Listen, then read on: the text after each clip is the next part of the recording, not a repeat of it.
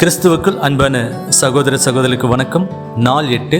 இன்றைய ஆராதனையின் தலைப்பு நிபந்தனையின்றி அன்பு செலுத்தும் சுதந்திரம்.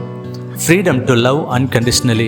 நாம் வாழும் உலகம் முற்றிலும் வணிகமயமாய் கொண்டிருக்கிறது. எல்லாவற்றிற்கும் அதிக நிபந்தனைகளும் கட்டுப்பாடுகளும் அளவுகளும் கொடுக்கப்படுகின்றன. இன்று உறவுகளுக்குள்ளும் நிபந்தனைகளும் கட்டுப்பாடுகளும் அதிகமாகிக் கொண்டிருக்கின்றன. அன்பு என்பது முற்றிலும் குறைந்து கொண்டிருக்கிறது. ஆனால் நம்முடைய தேவனின் அன்பு மட்டும் குறையாமலும் எந்தவித நிபந்தனையும் இன்றி அளவில்லாமலும் கொடுத்து கொண்டிருக்கின்றார். தேவன் கொடுக்கும் அவரின் அன்பை மற்றவர்களுக்கு நிபந்தனையின்றி கொடுக்கும் சுதந்திரத்தையும் நமக்கு கொடுத்திருக்கிறார். யோவான் 13ஆம் அதிகாரம் வசனம் 34-35. நீங்கள் ஒருவரிலொருவர் அன்பாயிருங்கள், நான் உங்களில் அன்பாயிருந்தது போல நீங்களும் ஒருவரிலொருவர் அன்பாயிருங்கள் என்கிற புதிதான கட்டளையை உங்களுக்கு கொடுக்கிறேன். நீங்கள் ஒருவரிலொருவர் அன்புள்ளவர்களாய் இருந்தால் அதனால் நீங்கள் என்னுடைய சீஷர்கள் என்று எல்லோரும் அறிந்து கொள்வார்கள் என்றார். ஆமீன். இந்த வசனம் கூறும் முக்கியமான காரியங்கள்: 1. நாம் ஒருவரிலொருவர் அன்பாய் இருக்க வேண்டும். எப்படி அன்பு செய்ய வேண்டும் என்றால், இயேசு எப்படி எந்தவித நிபந்தனையும் இன்றி அளவும் இன்றி கட்டுப்பாடுகளும் இன்றி நம்மை அன்பு செய்து கொண்டிருக்கிறாரோ அதே போல நாமும் நிபந்தனையின்றி அன்பு செய்ய வேண்டும். 2. இயேசு தம்முடைய ஜீவனை கொடுத்து நம்மை அன்பு செய்தார். அதே போல நாமும் மற்றவர்களை அன்பு செய்ய வேண்டும் என்கிற புதிதான கட்டளையைத்தான் இங்கு நமக்கு கொடுத்திருக்கிறார். 3.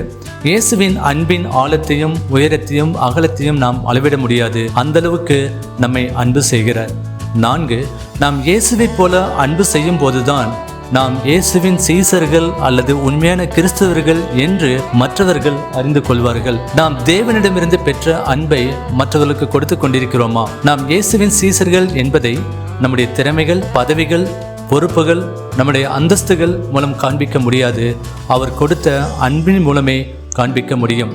இந்த அன்பை நிபந்தனையின்றி கொடுக்கும் சுதந்திரத்தையும் தேவன் நமக்கு கொடுத்திருக்கிறார். நிபந்தனையற்ற அன்பு மிகவும் வல்லமை வாய்ந்தது. அது காயங்களை குணப்படுத்தும், உறவுகளை மீட்டெடுக்கும், தேவனின் இதயத்தை மற்றவர்களுக்கு காட்டும்.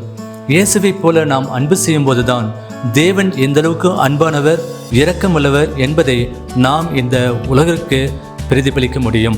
நிபந்தனையற்ற அன்பு என்பது மற்றவர்கள் அதற்கு தகுதியானவர்கள் என்பதற்காக அல்ல, மாறாக தேவன் நம்மை நிபந்தனையின்றி அன்பு செய்கிறார்.